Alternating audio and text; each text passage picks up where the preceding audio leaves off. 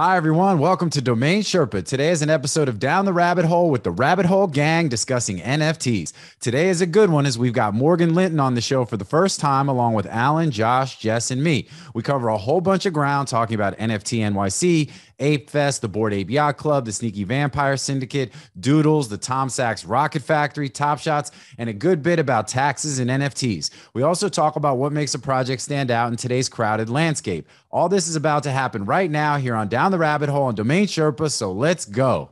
It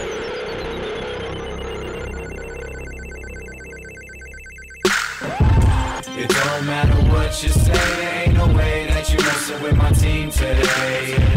It don't matter what you do, I will not lose. What's up, Sherpa Network? Thank you for tuning in today. My name is Jonathan Tenenbaum, aka JT, aka Jay On, and I am the host and producer of Domain Sherpa, where all roads lead to domains. Today's show is Down the Rabbit Hole. So although all roads lead to domains, on Down the Rabbit Hole, more often than not, all roads lead to NFTs. So we are here with the Rabbit Hole Gang. We got actually a new guest. Well, I'm going to go through my introductions and then, and some other familiar faces, some not so familiar, soon to be more familiar, all that good stuff. So welcome, everybody. As we say here on Domain Sherpa, all roads lead to domains. And in the reverse, our work with domains often has us venturing all the time into different areas and topics and things, some familiar to us like crypto, NFTs, and digital assets, and plenty of others that are not so familiar, hence the jump down the rabbit hole. Like I said, today is the Rabbit Hole Gang talking about NFTs, NFT unit. And, so really looking forward to it. We got a great group. And I'm super, super hyped up. So as you could tell, I'm on my third cup of coffee. It's a rainy day here in Florida, but it does not mean that we are not going to keep it moving and we are not going to shine the bright light on all y'all and provide some alpha and hopefully some entertainment today. So with that, let me go ahead and introduce my co-host, my guest. First of all, to my right, I got my boy Josh Reason, aka Bjorn Borg, aka Harry Kane. You know what it is. He's doing his thing. We're going to talk Doodles and some other stuff. Josh has been on his grind lately. I'm excited to hear about what he's into. I feel like I've been missing out, man, on some of your alpha lately. You know what I mean? I feel like you've been kind of moving in silence a little bit. So it's good to get you on the show and get it out there in the universe, bro. Just trying to focus, bro. I love it. I love it. That's what's up. All right, cool. Now we got a special guest. This is really cool for me. So I'm going to do a little lead in before I get into the intro. But this dude is one of the guys who's actually been in NFTs longer than a lot of other folks, myself included, and was one of the people who we've mentioned a lot of time on the show. You know, it was his aping into the Bored Ape Yacht Club and other NFTs and throwing up the cool ass PFPs on his Twitter profile and tweeting about it and everything else that helped me kind of push me over the edge and finally ape in myself. So we got my bro, Morgan Linton, AKA Morgan Freeman, AKA Mark Cuban, AKA Tommy Hilfiger, AKA Rick Deckard. Let me go through. Let me talk about my AKAs. Morgan Freeman is just a Morgan thing. That was lazy. I get it. But I love me some Morgan Freeman. So Mark Cuban, for those of you who don't know, Morgan is the CEO of a company called Bold Metrics. CEO, COO. Oh, COO. Okay, COO. Cool. All right. Well, who's the CEO? Dana is our CEO. Oh, okay. Wonderful. Yeah. Well, she's fantastic. Yeah. So and I knew that she's like your co-founder, correct? She's the co-founder and CEO. Yep. Yeah. Excellent. Yeah. So, Bold Metrics, which is based in the Bay, and it is a company that their main focus is to eliminate waste in what people don't realize in the clothing industry. And I've learned this from talking to Morgan a bunch, is that, you know, so much of the clothes that we buy and then return, we don't realize end up in an incinerator or a landfill. There's a huge amount of waste in the clothing business. We've been conditioned through, you know, a lot of easy return. Everyone's got an easy return policy, Zappos and Amazon and everything else. And you think, oh, okay, cool. They're just going to take it back, put it on the shelf. Someone else is going to end up wearing this stuff. But more often than not, the stuff actually ends up just getting thrown out, which is, you know, terrible. And you think about the resources that go into clothes when they're manufactured, gallons of water to create one T-shirt that then ends up, you know, you try it on one time. Oh, it doesn't fit exactly right. You put on a few of those Christmas holiday pounds and then you send it back. And the next thing you know, it's literally thrown away and, an enormous amount of waste all across the board. So what Bold Metrics does is they're revolutionizing through their software, better fitting of clothes online so that when you are ordering your clothes, and they're working with, amazing partnerships and some other stuff. I don't know what's public or not, so I'm not going to name any names, but some enormous, huge companies. And in order to use their software so that customers can better select the clothing to better fit themselves, so they are ordering the right stuff. And so not only does it create a better customer experience for those customers and those companies, but it also eliminates a lot of that waste. So, and I think it's just, it's an awesome mission, and they're doing amazing things. And the reason I said Mark Cuban is because they were actually funded, not Shark Tank, but funded by their initial round was Mark Cuban and his team, right? Yeah. First check-in was from Mark. Yeah. That's awesome. So super, super cool. Hence the Tommy Hilfiger thing, the clothing thing, you know what I'm saying? And I threw in the Rick Deckard thing. So for anybody know who Rick Deckard is? I don't know who he is. So I heard that. I'm like, what is that? Protagonist in the original Blade Runner. You know what I'm saying? So yes. It's a young Harrison Ford vibe, man. Plus you're like kind of a science fiction guy. You know, you're cutting edge, future facing, and NFTs, crypto, all that kind of stuff. So cool. See, not a bad list, right? I mean, that's a great list. I'm honored by that list. You know yeah. Thank you. Anyway, first time we're having Morgan on the show. It's definitely overdue, and appreciate you having you here, man. And we'll talk a little bit more about your stuff as we go through the show. Yeah, thanks for having me. Yeah, man, that's what's up. So with that, let me continue around the room. Down below over there, I got my boy Alan Dunn, aka Bill Gates, aka Gandalf, aka Gandalf Gates. And I mean, I've already introduced you a dozen times, so that's about all you're gonna get. But dude, I'm here for your introductions. I love this stuff. Hey, man, that's what it's all about. You know, we get it in the intros. So, and then last but certainly not least, for the second time on the show, we got my boy Jess Chhura, aka Jess Curry, aka Jess Starberry, aka Nick's Tape. So I did. So this is just the second time, but I'll do the full-on intro. You know, kind of the LinkedIn intro, if you will. But he's a collector, builder, educating others in the NFT space. Previously worked on creating branding opportunities, Twitch, Netflix shows, a couple of fun startups, super passionate about basketball. He's also a Knicks fan, hence the whole, a bunch of those Knicks references and basketball references as well. And and he's a big time NBA Top Shot guy. So the first time we had Jess on the show, we talked a lot about NBA Top Shots. I know the WNBA stuff is just those packs. They're either just about to drop. They didn't drop yet, right? Are they coming out? The legendaries dropped, but I'm pretty excited about the running backs from the NBA that we've been getting too, because we're OG fans of like stuff from 2005, 2006. So it's been nice to get a little taste of like stuff that like NBA fans from back in the day appreciate. Well, let's dive. You know what? This is a good segue. Let's talk about this. Let's get right into it. So, Jess, thank you for being on the show. By the way, I'm gonna point over here. You know, I get my sides wrong. But happy to have you back here. In the mix with us, Rabbit Hole Gang all day, gang. And so the run it back moments are basically, is it from a particular year currently, or is it like is it a range? Like how are they doing that? Right. So run it backs, usually one set encompasses 1 year. So when they say run it back, they usually mean they're running a whole season back. So the recent drop was from 2005 to 2006. And then there's the rare moments, which include the D-Wade, the Iverson that you were excited about. Yeah. A bunch of Shaq moments. And then they also drop common moments, which are a little bit cheaper, but more, there's more of the minted.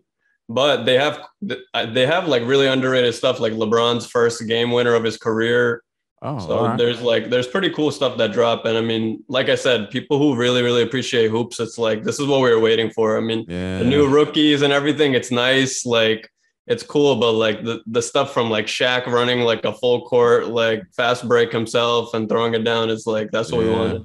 Yeah, no doubt. So, hey, Morgan, are you an NBA Top Shots guy at all? Like, were you? A little bit, yeah. So I actually started buying Top Shots before I bought my first Ape. Okay. And it's interesting. I'm not a big sports guy, as some people know. So I don't watch sports much, but when I do watch sports, I watch basketball. And born and raised in the Bay, so I'm a Warriors fan, but like a real Warriors fan because I watched them be terrible for a really long time, pretty much my entire childhood. Still a fan, so it was nice. Like when they were doing well, people were like, "Oh, Warriors! Oh, you're fair weather fan." I'm like, no. Like from the Bay. They used to suck. Now they're good. It's cool. It's so funny that you gotta it's so funny though you have to do that when your team gets good. It's like you have to be weird, like, right? It's like a weird. It is like, sure you are. I'm like, no, like from back in the day, like actual. It's like almost like you've got to show them like your fan resume, your bona fides. You know what I mean? To be like, Knicks have been bad for so long. We don't have to worry about it. Like if you stuck with the Knicks, you're good. You're good for a while. Although this is why NFTs are really important, because you can have a digital memory of that you were a fan. There you go. You could have a Pope or some other thing to show like, hey, this is it's on the blockchain. It's on my fandom is on the blockchain. We got to. You literally hold the bags of the teams that you liked. Yeah, exactly. Yo, well, I'll tell you though, Knicks look all right, man. They beat the Sixers. I'm a Sixers fan. This is a weird time for us right now. We talked about this on the last show.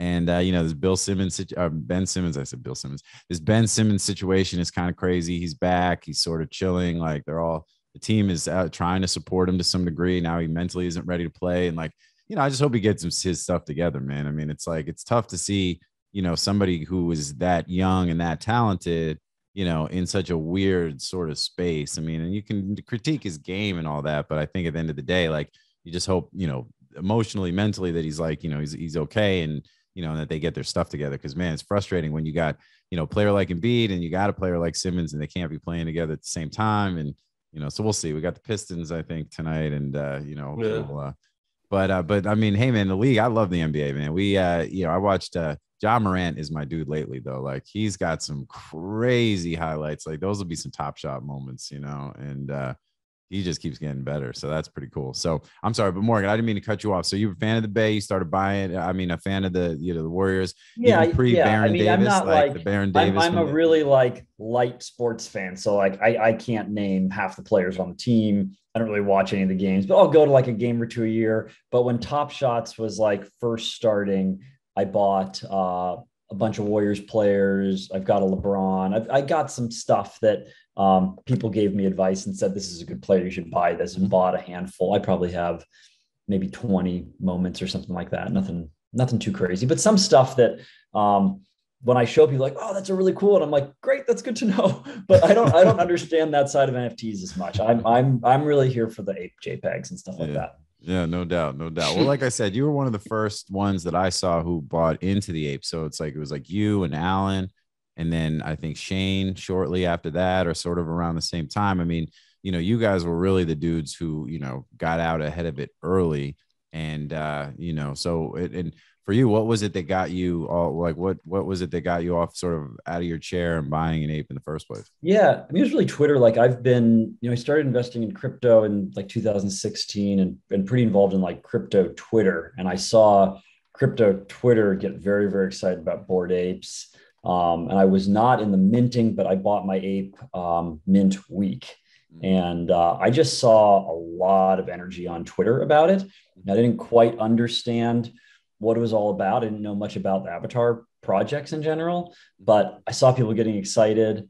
And I bought my first ape that week for 0.4455, I think was what I paid for it.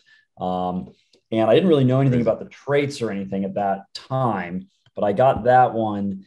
And then I found out about rarity tools like the next day. And I realized like, oh, mine's not as rare. And I started to look at the traits, and I got really deep into analyzing the traits and understanding like, why do some traits have a higher floor than others, and really went deep there. And then I bought 5 more pretty shortly after that, because then I was really into the traits and I was like, okay, this is pretty interesting. I can see this growing. And it kind of took on a life of its own from there. Yeah, and it's funny because I look fondly back on the, it's only a couple of months ago, right? For me, it was, I bought my first ape. I bought Lincoln, this was in like literally like June 1st, so I was a little bit later, for like 2 ETH or whatever it was. And but yeah, I spent weeks, probably 2 weeks leading up to when I was trying to make my purchase, like, and I've said this on the show a bunch of times. I knew nothing about the traits or the rarity. You know what I mean? I was just trying to go with something that aesthetically or aesthetically I thought was like cool, and that like could be me, and, that could be my avatar. And, and I also had the idea of like, having them like rap and like, just the all that cool stuff. And like, but the rarity, the traits at the time, I had no idea, but I just think back to like, and I've had to delete most of the photos because I would take screenshots of And I've gotten rid of them because I can't stand to look at some of these apes at like point, you know, at 1.2 ETH, and they're now worth like 100 ETH. And I'm just like, oh my God. But like, it was a fun time kind of going down that rabbit hole the first time into all of that. Like now, you know, I mean, the PFP projects, there's a lot of them. It can be overwhelming at times. And now it's like, you've got all these new aspects of tokens and staking and, you know, and a lot of this kind of stuff too. So it's like, it's gotten pretty complicated and evolved pretty fast, you know. And when you realize, like, initially it was just, you know, I want to buy something because it looks cool, versus now it's like, okay, you know, I've got to be careful. You know, I've got 30 seconds to make what could be a life altering decision around, you know, this investment and it's all like, you know, that's where the traits still are so valuable, right? Because I, like, shortly after Bored Apes was Gutter Cats, and that I was like, I'm not missing the minting for this. And I saw some similarities in the art. So I was in the minting for Gutter Cats, and then started to analyze their traits and realized, oh, interesting. There's like a lot of similarities between these traits. And then if you look at Lazy Lions and all these other projects, you can start to find, like, the thing that I was really looking at is, like, where are there traits where there's like really wide spacing between the floor and, say, something within the next 5 or 6. And that's kind of what I looked for with apes, and then with Gutter Cats, and with everything really, of like, okay, interesting. Here's something where there's only whatever 65 of this trait, and the floor is, you know, just to make nice round numbers, the floor is 10 ETH, but like if these 2 sell, well, now it's 22 ETH. Yep. And so it's like, I think there's a lot of opportunities that people don't think about, where when they first get involved with avatar projects, they think, yeah, oh, this is neat. Oh, I like this. I like these attributes. And they don't think about the rarity. And they look at the rarity and they go, oh, I just want the lowest number. And then I think over time you learn, like, oh, wait a second, there's stuff with, like, you know, low numbered apes with crazy eyes and, you know, traits that aren't that great, that actually people had a very hard time moving as the floor was climbing. And then you find these opportunities where there's a gap where it's like, oh, interesting. If I just buy this and delist it, technically the floor doubles. Yep. Yeah. Right? Those are very unique market dynamics that I don't think people understand until they get deeper into it. Yeah, I think what you're saying is, you know, the depth of so many rarities is so short. Yes, exactly. Or so low. Yeah, you're right. People don't realize it. I mean, and they don't realize that with every project, there's something like Lazy Lions, for example. Like, whenever I go into a new project, I always analyze that and I find out, like, where are those traits? Like with Lazy Lions, it's actually an easy one. It's gold background. Like, if you get a Lazy Lion and you just get with a gold background, there's just not a ton of depth there on the floor. Like, there's a huge opportunity for that to grow. With Sneaky Vampires, you can look at gold tux, or you can look at red laser eyes. And, like, you can find with most of these projects, just like a handful of traits, there's just not a lot of spacing. And you can find in some cases where, like, you can buy it and either right away by delisting, the floor doubles, or there only has to be like 2 or 3 that sell and the floor is going to double or triple. And that's interesting. That, like, you don't see in a lot of other asset classes. I think the biggest thing moving forward for me is the same reason I came into this space was, so I saw, like I said in the previous episode, I saw Mark Cuban tweet about TopShot, and I said, okay, I trust him. I trust the things that he does in the tech space. I trust, you know, investments that he made.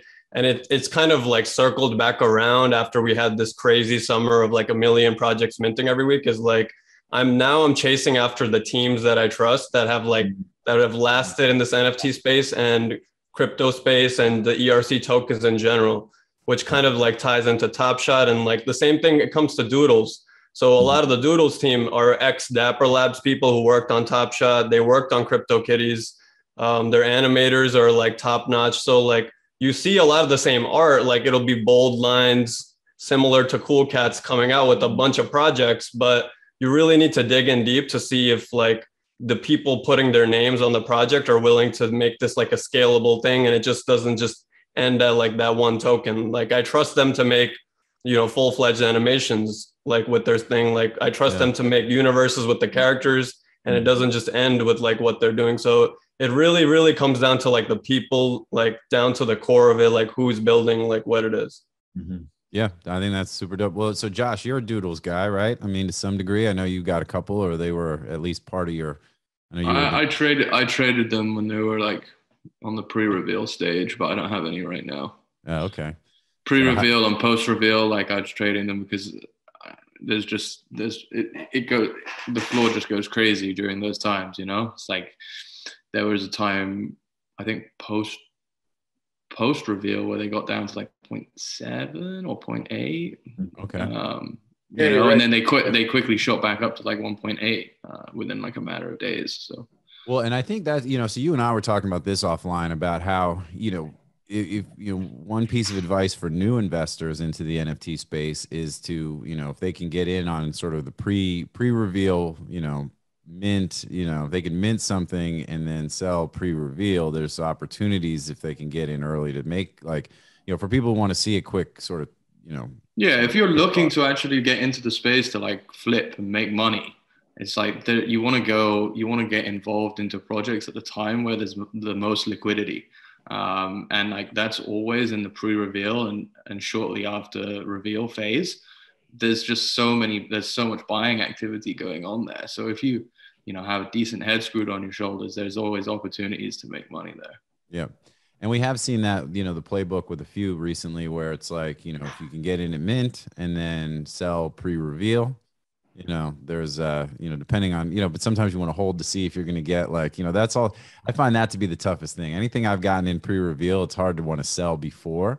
But I can say, like, you know, with Metaverse, right, it was like, obviously you saw what happened there. Anybody that won that got in the raffle, you know, I mean, they had an opportunity to mint at 0.07 or whatever it was and then sell at like 7 ETH. Mm-hmm. And then if you didn't, or if you bought at 7 ETH, then you were like, you know, then you just watched as the shit just was like, you know, just completely like free fell. Now it's almost like back to a buying opportunity, right? It's almost like sub 1 ETH, which is pretty crazy. Although I wouldn't buy, I mean, I was excited about that project initially. I mean, we talked about this on the show. You know, I knew it was going to be extremely like active initially. And I liked some of what I saw with the initial art, like the cool, like I like the Pacific Rim Gundam kind of vibe. I like the, you know, sort of the way that they were sort of put together. They kind of reminded you of these like old toys and stuff. I thought that was actually pretty cool.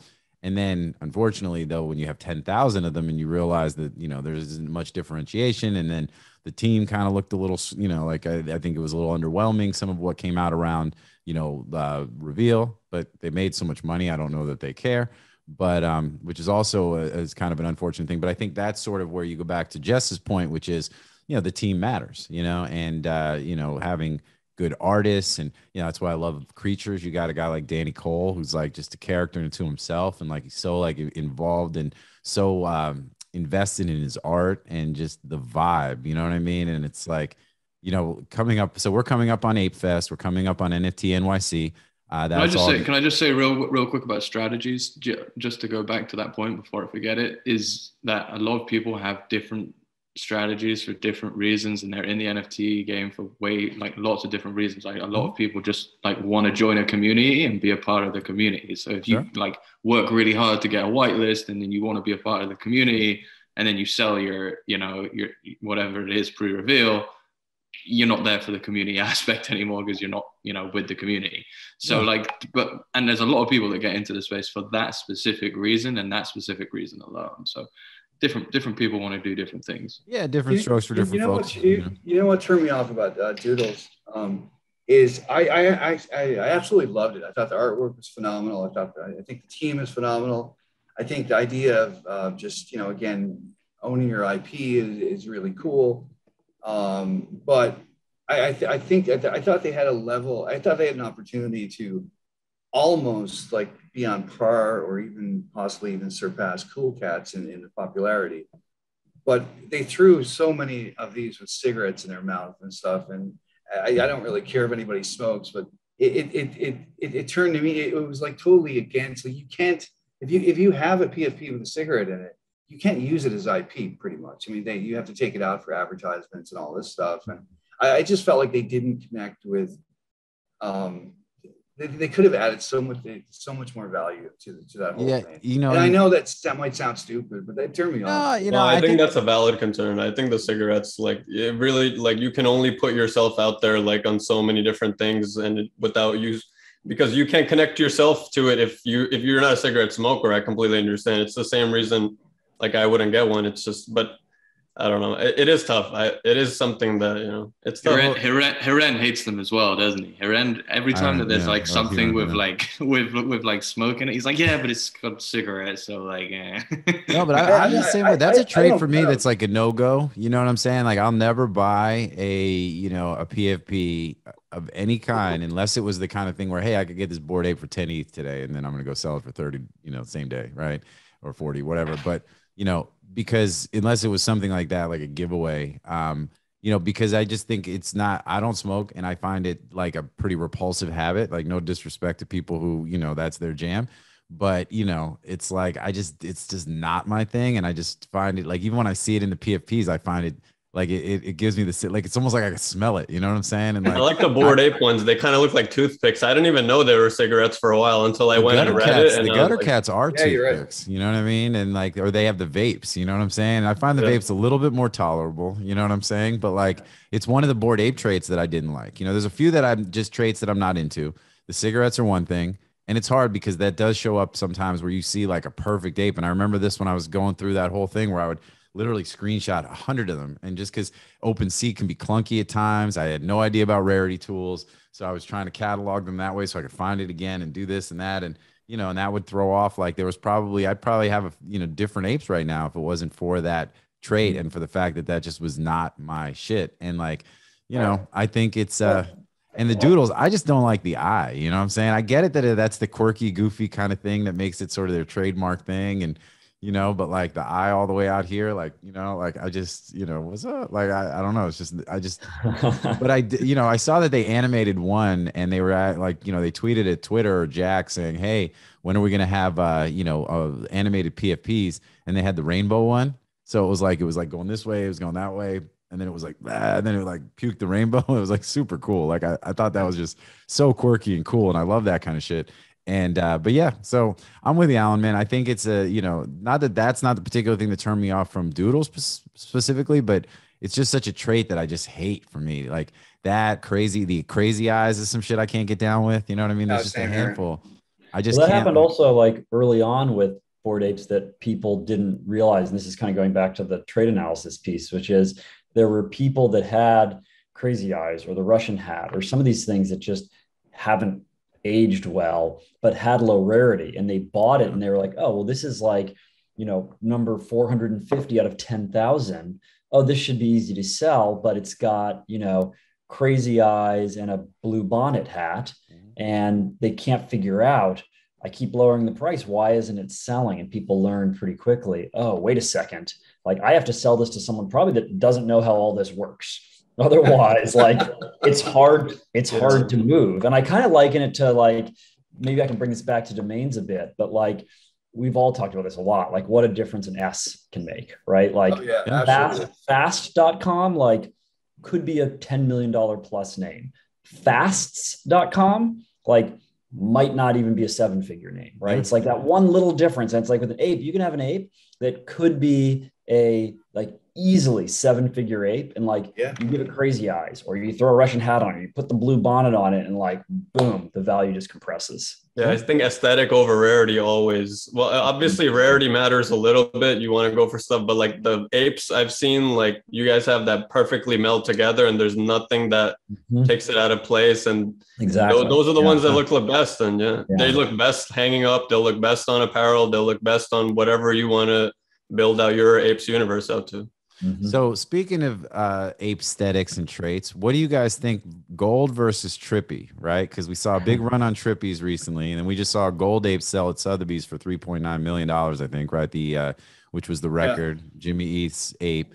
So so it seemed like, oh shit, Trippies are, the shit, and then the gold ape just says, nope, we're still here. What do you guys have? For me, it's not even like a question. I mean, for me, honestly, it's not even a question, and it's clearly gold apes. Gold. I agree, by the way, 100%. I think it's all preference. Definitely gold. Yeah. That's all right. But what's everybody's preference? So we got 2 votes for gold. Alan, what do you say? I think my crown is better than all the Trippies. All right. The crown's great. I like the crown. What about suits? What about the suit apes? You know what? The suits are I might like the Trippies more if they were more rare, but they're not. Oh, why? How many Trippies are there? Do you But- know offhand? Like how many? 70 something, and then there's Okay. like 60 golds, I think. Oh, there's Yeah, 60 golds, but 60 gold, 70 trip. You're talking about 10 apes. Like you're talking about. No, different- no, it's like 79 versus 60 or something like that, I think. Okay, so it's enough where it's like a 25% bump. I'm going to look up. I'll give us the exact numbers. Hey, Morgan, you were there in the early days. Do you remember? It's funny with the night that Pranksy bought the apes, right? And he announced that Friday night. Yeah. It was the first night in about 4 weeks that I actually took an Advil PM and kind of went to sleep. Right? I fucking woke up like 5 o'clock in the morning, and it's like they're all gone and everything. but for the next few days, speaking of rarities and rarity tools, I think it took a couple of days to come out. I'm pretty sure that suits, the black suit, was the most popular out of the gate, and then gold caught up.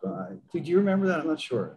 Yeah, I mean, gold was really popular. And by the way, so gold is, you got 46. 46. Oh yeah. So Okay. gold's low, like really, really low. Yeah. And I'll pull, as we're looking, I'll pull Trippy. Trippy is 77. So, Okay, so it's double. you It's got, almost, you got a that's pretty big delta. That's a delta. Yeah. Yeah. But yeah, Alan, it's interesting. I don't remember exactly, but I mean, gold's got this thing to it that like people already associate with like value and premium. Mhm. Trippy is something that people eased into, and then suits also going back to similar to gold of like, yeah, like more polish. And that's why, like, when you look at the, the original, Sotheby's auction, also like the focus on suits.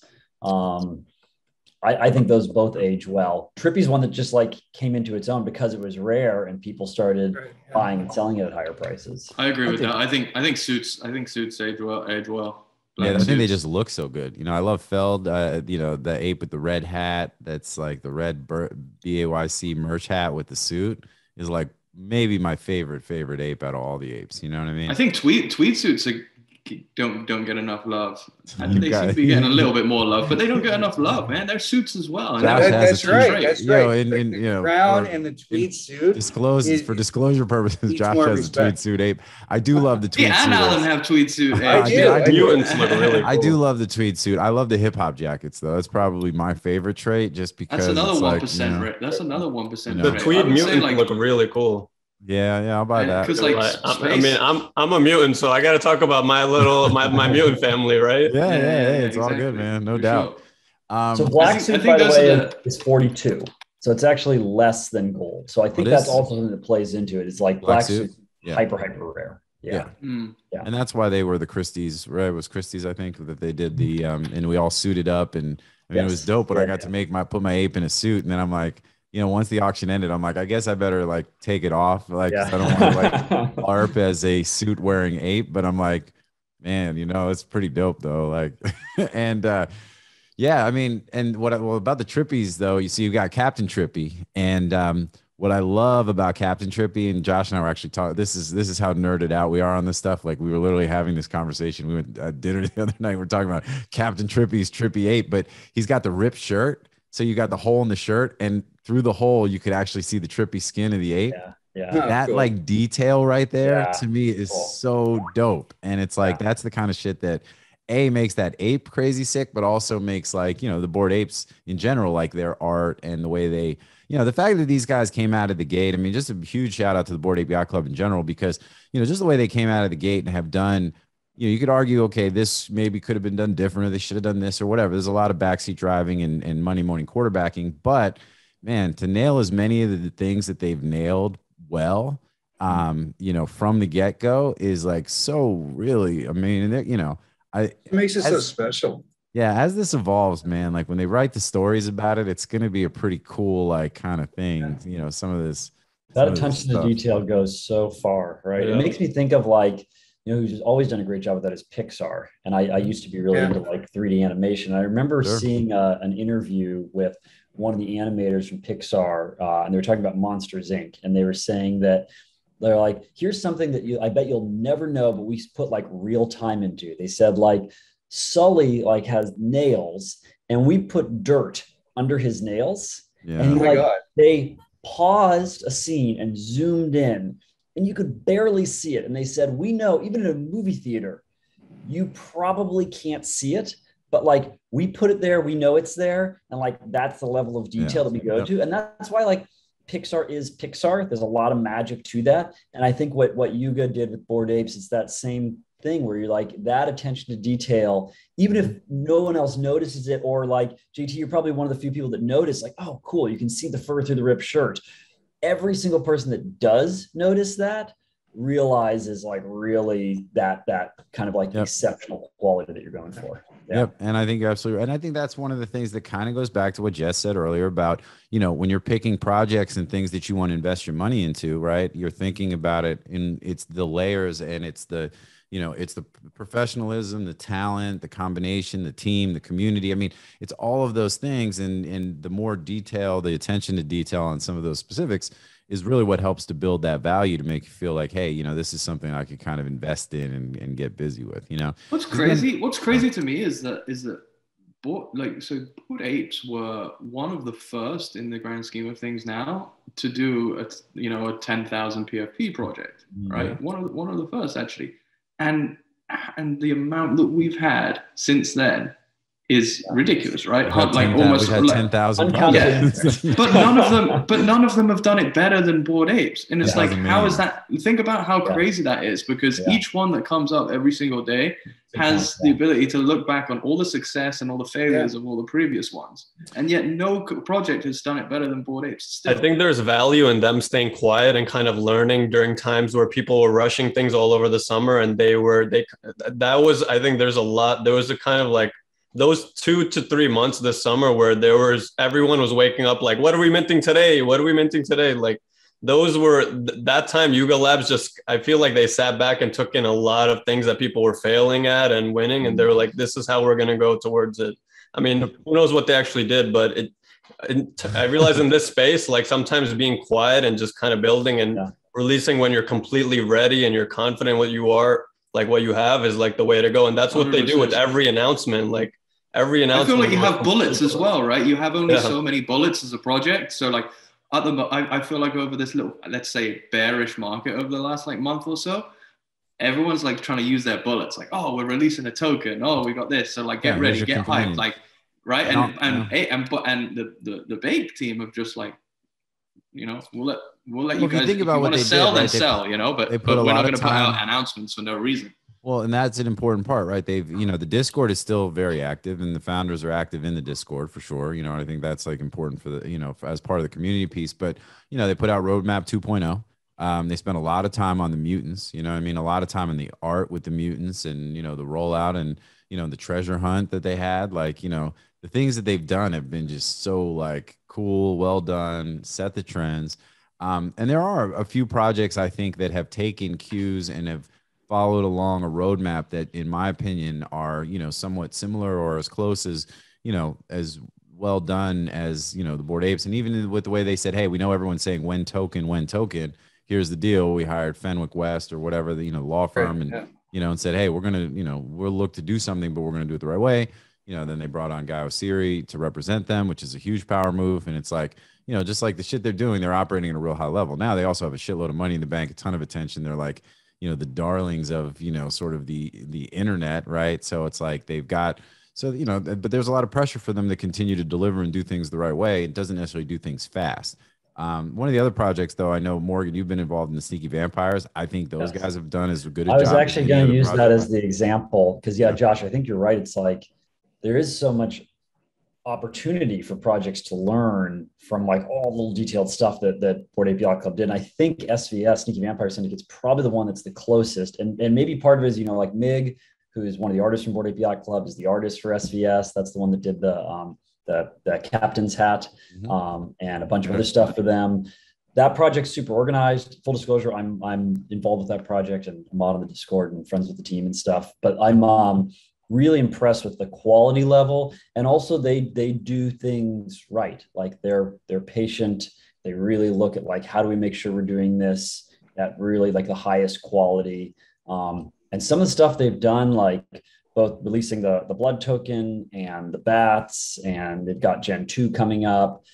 It's been really, really clean and organized. I think that's the challenge in this space is like, how do you not get overly excited and try to, boil the ocean and do everything all at once. And that is something, going back to Bored Ape Yacht Club, that they've done a really good job of, is like, hey, space it out, do it right.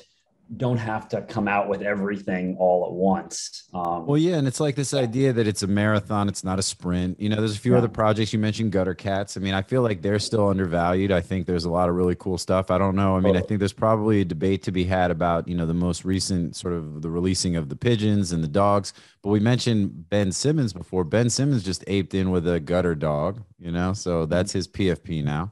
And, and I've got my gutter gang, which are, Billy, who does our post-production. Go ahead and throw up my gold jacket gang. Go ahead, throw it up there on the screen. Bam. So y'all can see what, that my collection. But, I like a lot of, and, some of the things they're doing, the folks they're working with. I know they've got some animated stuff. They're trying, there's some things that they're looking to do. And, some of the drops they've done and that kind of stuff, I think is very cool. I like them. I like their stuff a lot. I think Cool Cats, I sold my Cool Cat too early. That's one of my misses, you know what I'm saying? And that I had a Cool Cat and then I sold it. And it's during all the mutant activity when everything was kind of going crazy. And, my World of Women sold, the floor was lava, and my Cool Cat also sold. But I think that's a great project. And they've got, I think there's a lot of purity around the, sort of the vibe, the art with Cool Cats. There's such a positive vibe there, which I think is important because we were having this conversation the other day too, where it's like the attitude matters, you know what I mean? And the attitude of the community, and some of it is pervasive across the entire community, where you have some projects that, are polarizing because, it's either their founders or their most vocal supporters, have a certain edge that kind of creates a certain vibe, which, not everybody may buy into. Other ones are extremely positive, which I think, and to me, like the kill 'em with kindness, like that kind of thing, I think is always the approach.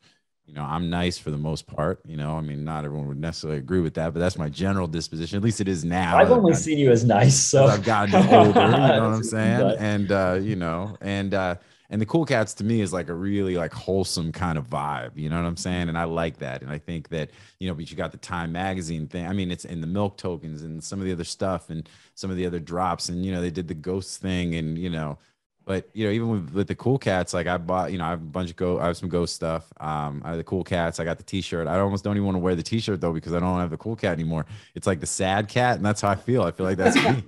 But anyway, so I don't know. I'm just kind of rambling a little bit, but I do think like kind of pointing out specifically like what some of these projects are that I think when we talk about the ones that are going to kind of sort of stick around based on various things, team and quality and all that. I think that those are a few. The Sneaky Vampires.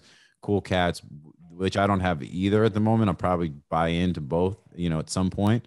Vampires, I tried to get in initially on the drop, didn't get in, and then haven't either. It looks like there's quite a good entry point right now. I was going to say this is a great time to buy a vampire. Anyone that wants to, there's an open invitation. Anyone that wants to buy a vampire, I'm happy to do it now. Spend some time with you. Look at the traits. This is a good time to buy.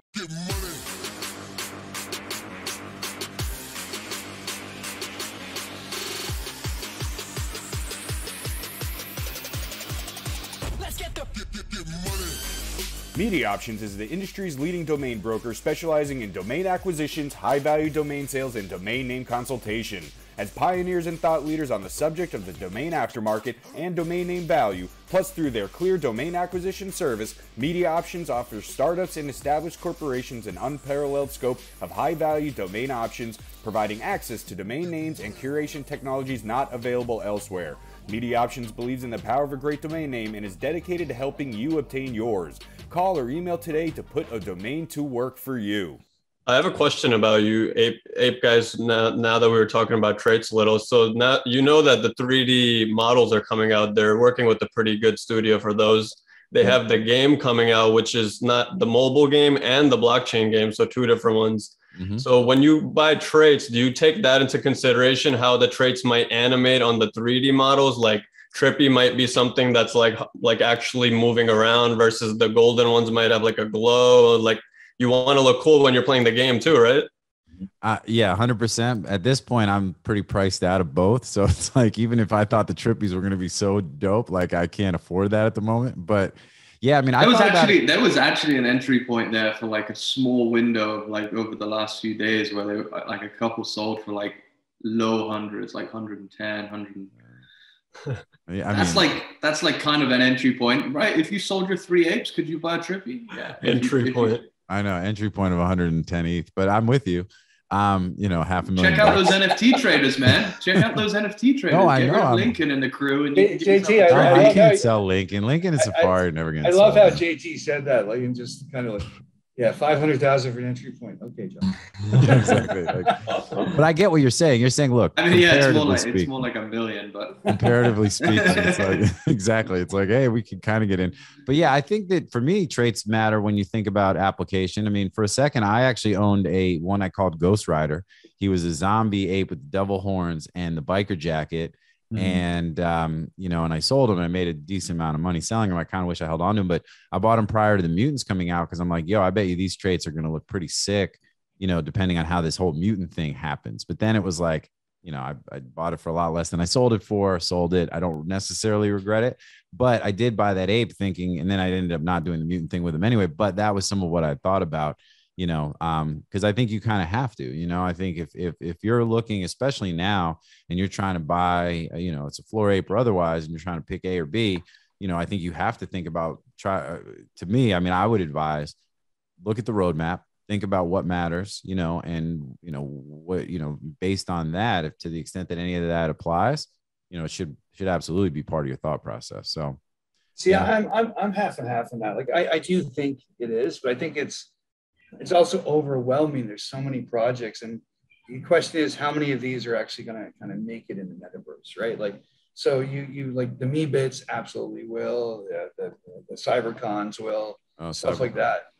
But you know, how many of these new projects will get enough adoption in the metaverse, right, to actually make it kind of a worthy community to be part of? So, yeah, I'm hesitant on like a lot of them.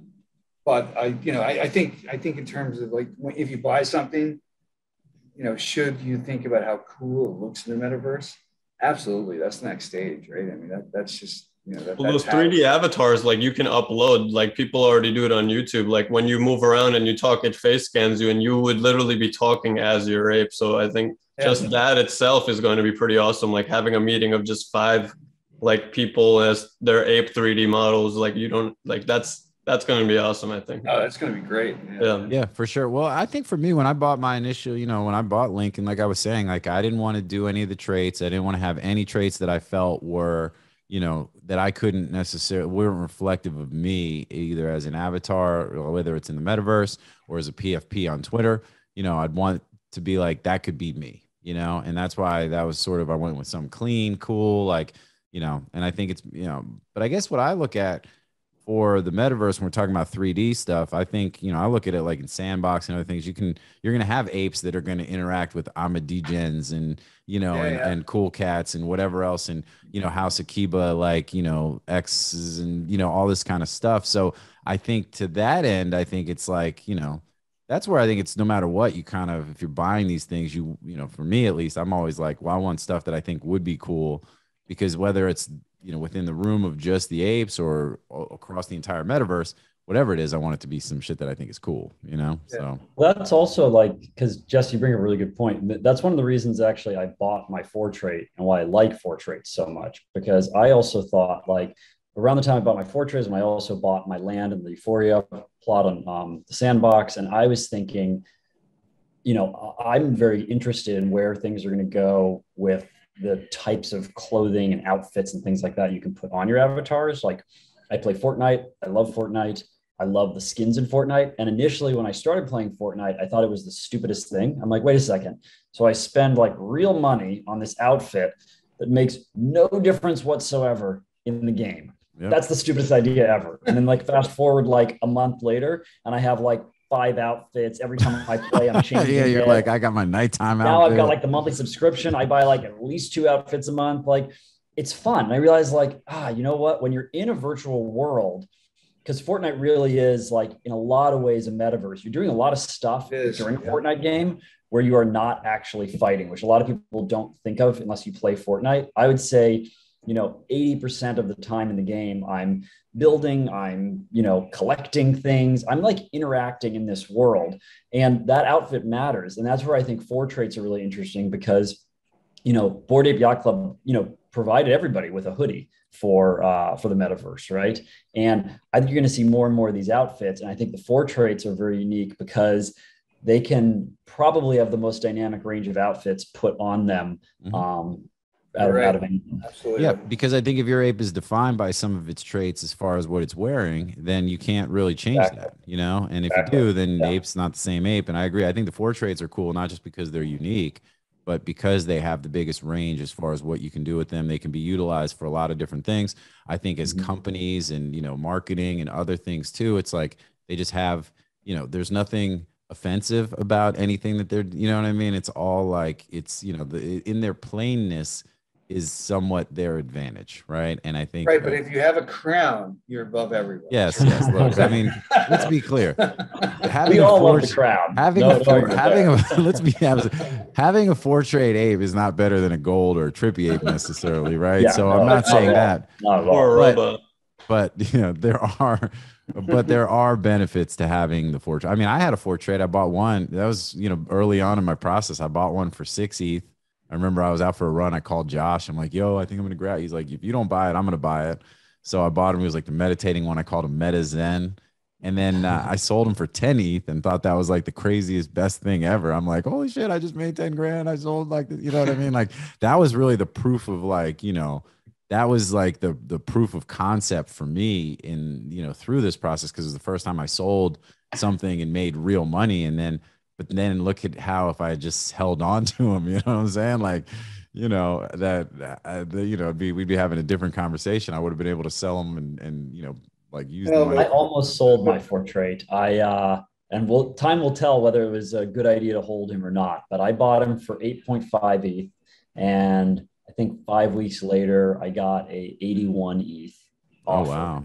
Oh wow! It was right before the serums. Yeah. And I decided to hold him, and I think over time it'll be a good move because I really like, for the reasons I said, I really like the four trait apes for a lot of those reasons, and I think it's still early and we don't know how the role they can play in the metaverse is going to pan out. But that was a tough one to turn down. Josh is going to disagree with your approach because what Josh is going to say, and I can see him like right now, he's like, all right, do I I wasn't going to say anything, but I would have taken that.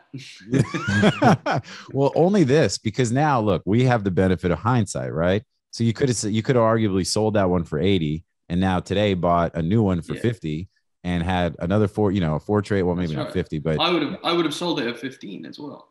So I never really people don't think about with those though that I think about, and just talking to my accountant, like we think about together, is like the tax implications on that sale are big. Like, and everyone's like, this time next year or April next year, I think there's going to be a lot of people going, holy moly, I didn't realize. But it's like, if you look at that, at that time, that was like $263,000 what that sale would have been. But like, whether it gets classified as collectibles or as capital gains, as a U.S. resident, you're still stuck in a tax situation. There's no doubt, you got to figure out, like, so that would create a taxable event. That's the thing I think about is like with that sale, it's like, well, I can't really dump 81 ETH into something. Like I can dump 60 ETH into something. And it's like, well, that's kind of a big haircut.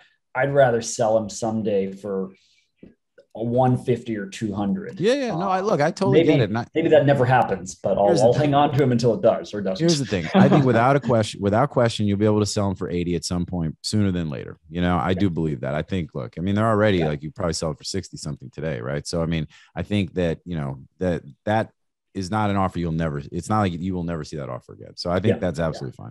I think, knowing, again, I just was commenting because I know how Josh operates, that he would have looked at that as an arbitrage opportunity to sell and then buy in cheaper. I mean, it's like what Morgan said though. I mean, I probably sold 3 or 4 apes around the 60 to 80, 85 range, 80, 85 range during that like 3-week period. I sold a bunch, and I mean, like, now I got to deal with You know, well, and the taxes the are real. repercussions So of that. a couple of things about that. So I think we're going to try and get Jacob Martin, who's the NFT attorney who just put out his NFT tax guide. And I think we'll try and get him on the show here in the next couple of weeks to talk about that.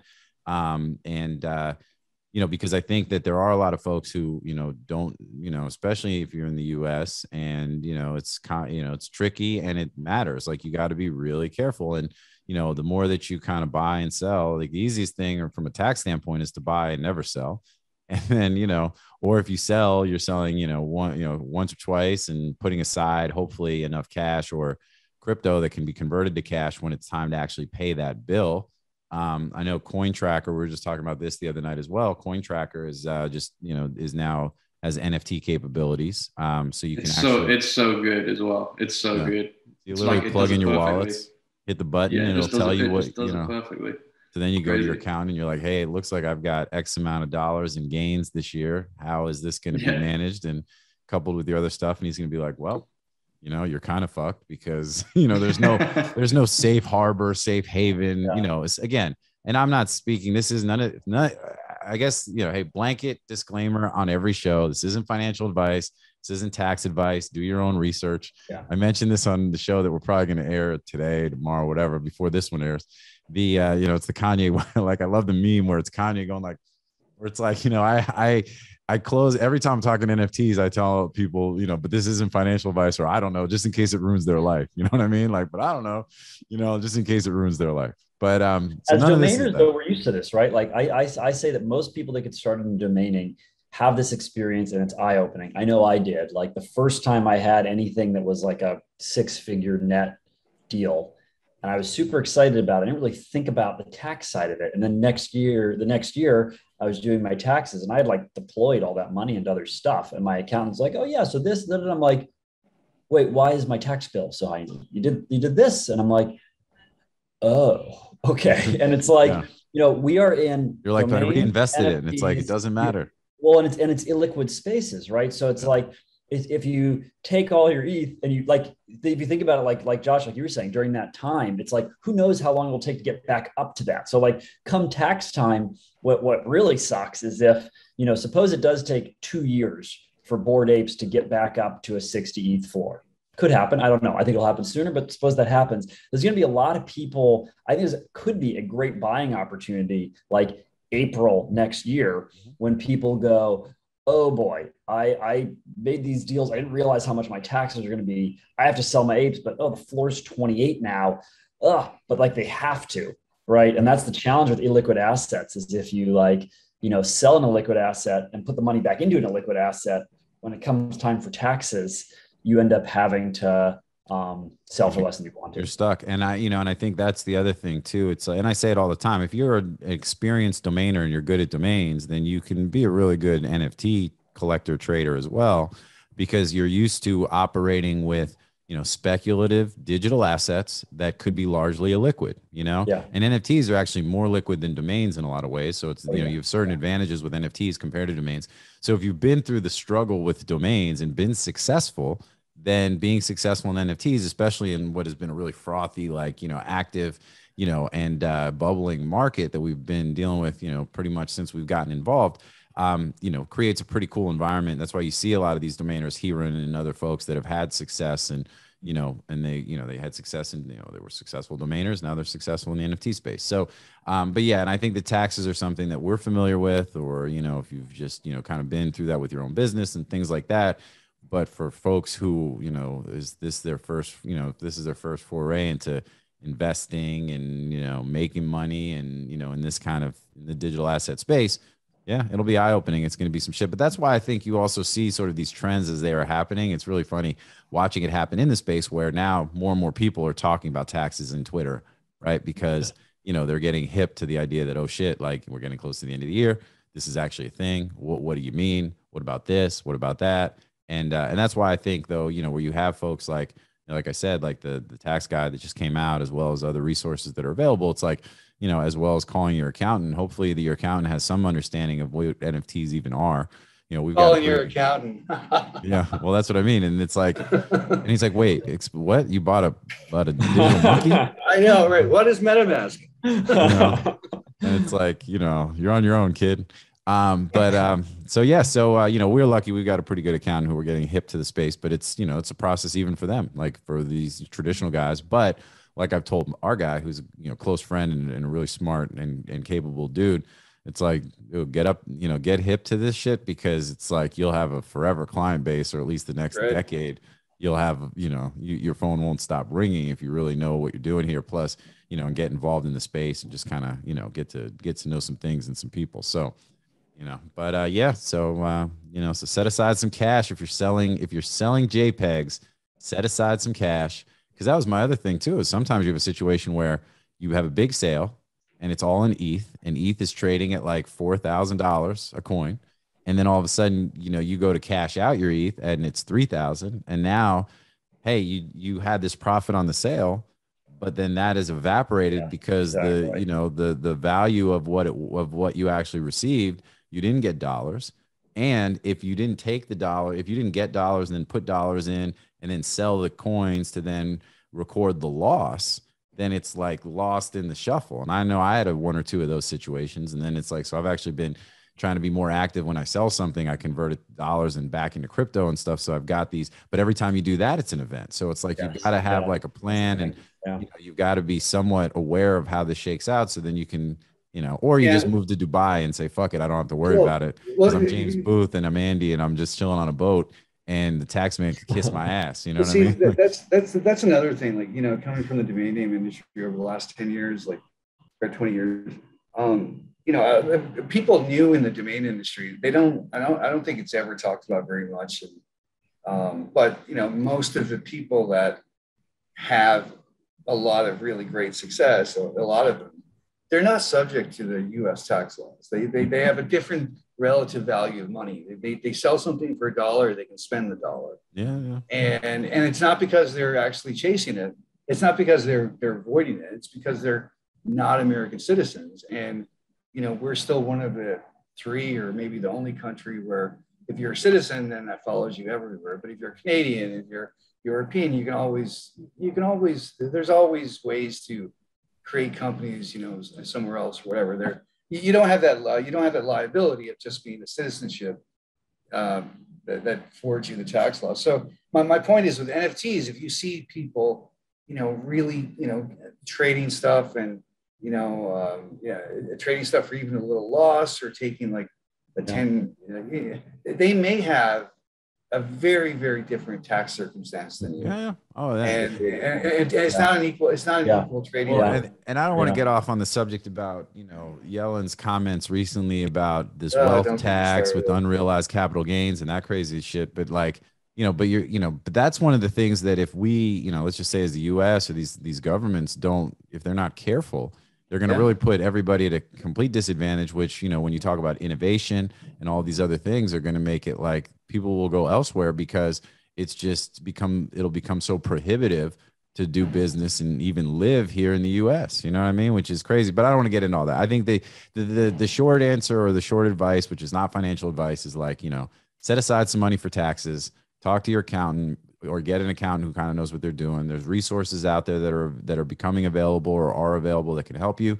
And, you know, just kind of figure out what's up, you know, but I think that's a great point too. And set aside also, there's a opportunity, maybe a little alpha here, in that set aside some ETH for April next year, because I do believe that in April of next year, there are going to be people desperate to sell stuff, and it's going to be a great buying opportunity. Yeah. And it won't be me, because I file an extension every year. So wait till October for Alan. Wait till around this time next year for Alan.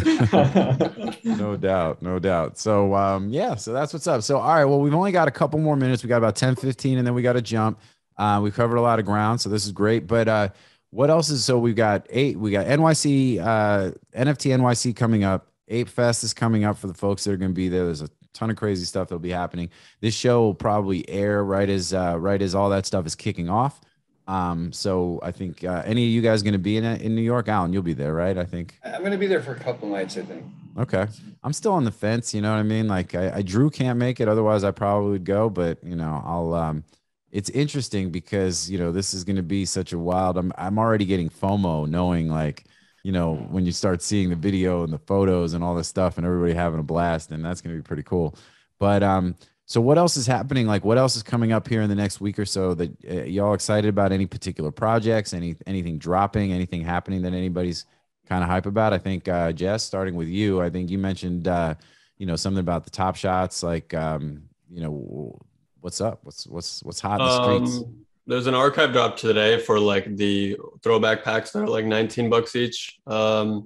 I'm hyped for Monday. I think with a bunch of Top Shot people, we might be going to the Knicks game in MSG. They're playing the Raptors, so I think that'll be fun. All right. Excited to just meet people that I've been only speaking to on the internet, like on Twitter for like months and months. It's been like 10 months now that some people I don't even know what they look like. So that's going to be kind of exciting. So yeah.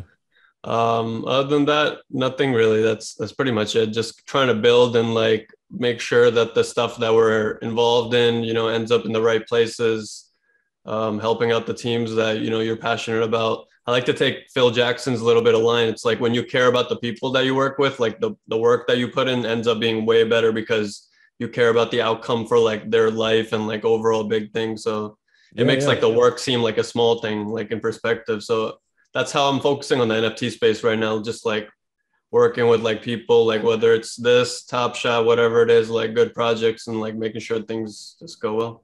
Yeah, I didn't know that was a prerequisite. Do you mean I have to care about all of you? Well, that's the thing. We got some announcements that'll be coming next week with some stuff that we're doing. And yeah, man, look, I think when and you've got just a great, outlook, and your whole vibe is just super positive. And I love that. And I love that, you're in the mix with us on some of the stuff we're doing. And, but yeah, because I think when you work for a company, because I've worked for big companies, and even most recently when I was at Web towards the end of my tenure there, which is about a year ago now, it did feel a little bit like too corporate, and when you're in those types of things, and not only it's not so much that you don't necessarily care about the people you're working with, but you feel like the people that you're working with or working for don't really care about you. You know what I'm saying? And then that is where, for me, that was where, and not that I felt that way, that personal about it, but where you do feel there's a bit of a disconnect there, and it definitely changes your whole outlook on shit, as opposed to what you're doing. If you really love it and you really like the people that you're working with and you want to succeed together, and it's like, it's kind of like the thing I was saying, like when you're having fun, I tweeted this the other day. I was like, just because something's fun doesn't make it easy, but it does make the work more tolerable, and it does kind of get you out of bed and get you cranking on stuff and looking forward to Zooms and meetings, and everything's not just something on the calendar that you got to get through. So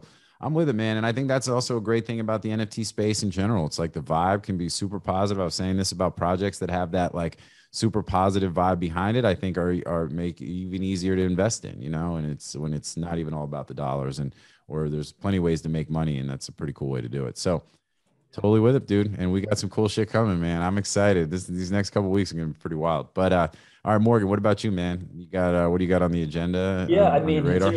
All the stuff I'm excited about, I can't talk about yet. So I know. I'll just have to say, follow me on Twitter. I'll be talking about some cool stuff as soon as I can. Yeah, for sure. All right, Alan. There's a few things I'm kind of excited about. I'm really looking forward to the parallel alpha drop this week. Weekend. But I'm not sure when this is airing, but there's also a really cool one. Tom's Rocket Factory, right? Yep, yeah, Tom Sachs. So he just opened up the window yesterday, and it's only available until November 1st, where you can actually buy and sell those popes that allowed you to mint the rockets. Ah, yeah, for sure. So if you don't have one, I think they're like a quarter ETH or something, but if you don't have one, there's a small window where you could get one of those, and possibly, I don't know what the future roadmap is, but you might be, allowed to mint some of his next project. Yep. But it's only a short window. I like those things. I like, just that opportunity of somebody that has a track record, that has built community around it. Like, It's not like just giving you another image. He's literally has these rocket launch ships. And what is it called? The Tom's Rocket Factory. Yeah, or Tom Sachs Rocket Factory. Tom Sachs Rocket. Yeah. So he has these Genesis patches that allowed you to mint the rocket pieces, and now he's letting you put them on the market. And the whole speculation, and I feel like it's going to be true, is that now future mints come out that you'll be able to use those patches again. So not Are a they not a are they horrible. on the are they those patches on the Tom Sachs Rocket Factory collection? Are they part of the same contract? No, they Genesis? are. Let me see. Yeah, I know Drew has one. He got one of the Popes and then didn't do the rocket, So I think They're Tom Sockets. Sorry, Tom, not Tom Sockets. Tom Tom, Sachs. that should be that'd be a cool Rocket Factory patches. Sockets. If he's ever on the show, that's his AKA, Tom Sockets. Tom Sockets, yeah, Tom Sockets Special I like Rockets. that. Yeah, it's got a good ring to it. Yeah, it's not a different contract. It's called Tom Sachs Rocket Factory patches. So His events have been amazing all over the world. Like you get to go launch the physical rockets. Like it's awesome. And he's a really awesome artist himself. Yeah, and that's what I love. I love the uniqueness of it, and like the vibe is just super, super cool. So Are they? This looks fake. there should be like 115 ETH traded of that collection. Yeah, there you go. Is it the Found patches? It's because you've got the Rocket Factory, and then you've also got the Rocket Factory patches, which is like Patches is what you want. Yeah, so that's the patches. So that's actually the unverified one, but you could tell based on 115 ETH traded, 6,000 items. Those are the joints right there. So yeah, it's funny. We had one of our first Rabbit Gang shows, and I remember talking about this. Like we were like an hour into it, and I was just like, "Wait a minute, guys! Somebody just launched a rocket thing." yeah, exactly. It's crazy. We think we become Tom Sachs Rocket Factory. I love it. I just bought a vampire, by the way, Morgan. Oh, for you. Cool. All right. I'm interested to see what you got. Cool. No, I'm gonna have to. Yeah, I had those pulled up. The 3D glasses look pretty cool. All right, yeah, I'm gonna get busy on this. I know more than you and I. He's got vampire vision now. I know, I totally do. I bought 6869, Morgan. 6869. Let's check that one out real fast because Morgan and I had one of these combos going a couple like maybe last week where I was trying to figure out which one to buy, and then I ended up having to push my ETH into something else. But which one did you get? What's the what is it? 6869. He was basically at the floor. He was basically This is where my brain, cool. Yeah. This is where my brain is now. I'm on Coinbase.com searching for sneaky vampires.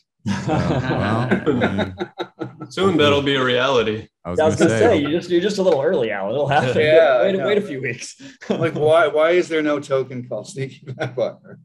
Nice, yeah, Josh. Cool. Yeah, that's solid. Yeah, gold hair, the mask body. It's all right for the floor. Actually, for the floor, he's pretty decent. Yeah, it's got two rarish traits. Either one of those can pop. Yeah. Right on. So, all right. Well, all good stuff.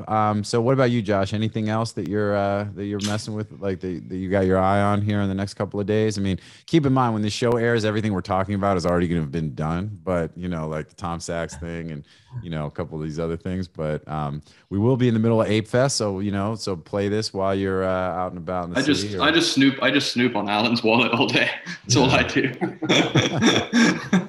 Whatever Alan's buying, I buy it. End project, Rocket Factory patches. I love the end project. I'm just waiting for the tokens. I bought some end project as well. I had some end project like way back. I bought a bunch of it, but then I sold it when it was like close to 1 ETH, and now it's like back down to. What's going on with the lost poets? What's happening there? What's going on there?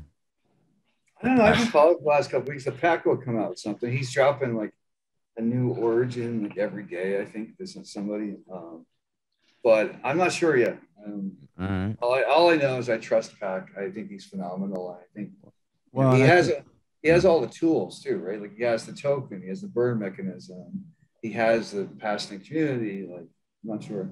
Well, and I think this goes back to kind of what we were saying too. I mean, this is sort of a common thread, and there's a reason we've mentioned this a few times on the show is that, the team, the artists, all that matters, right? And sometimes you're just putting your faith and your ETH in that. And, if you are behind or we're riding with the right people, I have one thing. I see a JT. sneaky vampire here with a little crown, a little side crown. Is that like, I mean, there's been a lot of crown talk out here on the show today. Crowns are always good. So, dude, while I remember, have any of you guys looked into the NFT personality stuff, the AI stuff? Oh, is that Cuban's thing? The new thing? Is that Alethea? Yeah, Alicia. Yeah, Yeah. Alicia. What's that? I was looking into it the other day just because I thought it was really interesting. So supposedly you can take these pods and merge them with one of your PFPs basically and turn it into. Well, basically what they are, I feel like they're like a shell for your 3D personality, right? I feel like when you get the actual 3D models dropped to you for your apes, you won't really have a need for that because you'll be able to upload those to any platform. And the cool thing about this, you're not limited to any one metaverse with those files, especially if the correct platforms let you use them. Yeah. So it just feels like the Alethea are a little bit redundant if you are waiting for those to drop like pre-made for you the way that it already is. But they are really cool. It's really cool technology regardless. But you can use it with like pretty much any one, right? That's what makes it really cool because like cool, obviously Kongs have got their VXs, Bored Apes are going to get what they're going to get, but most projects won't. I feel like it would be pretty cool. Like right now, the floor is like 0.12. I feel like most people would pay that much just to. Yeah, they are cool. If your project isn't working on their own 3D models, I think that's a really cool opportunity. So they won't have to like reach out and you don't have to put pressure on devs. Like, can we get 3D models? Like you can just go get an Alethea and just throw your PFP on there. So pretty cool. In my opinion. That's pretty dope. I like that a lot. So good stuff. All right, cool. Well, with that, we've been around the room. I have not been that, like, it's funny, you know, some weeks I'm like super dialed into projects and things that are coming. And this one, we've been heads down on our own stuff. So that's kind of been where my focus is. So that's what I'm going to tell y'all. Just stay tuned. We got some pretty cool stuff that we're going to be, you know, letting everybody know about sooner than later. So that's going to be happening and kind of shortly after we air this show. So, stay tuned for that. Other than that, I appreciate you guys taking the time. This was a great show. We covered a lot of ground, a lot of good stuff. Hopefully the audience enjoys it. And with that, I want to say thank you to the audience. I say it on every show. Without you, there's no us. So thank you for taking the time out. Remember, you can find us on Twitter. You can post a comment on the DomainSherpa website. We are not hard to find. Rabbit Hole Gang, make the joint go bang. We are in and around. So just holler at us. You got the good, the bad, the ugly questions. You want to get on the show. You want to talk about particular projects. You want to, you know, whatever's clever, just, you know, feel free to reach out. We're around. And then otherwise, we will catch up with y'all next time here on DomainSherpa, where all roads lead to domains. With the Rabbit Hole Gang, where all roads lead to NFTs. And yeah, thanks again. And we'll see y'all soon. Peace out. It don't matter what you do.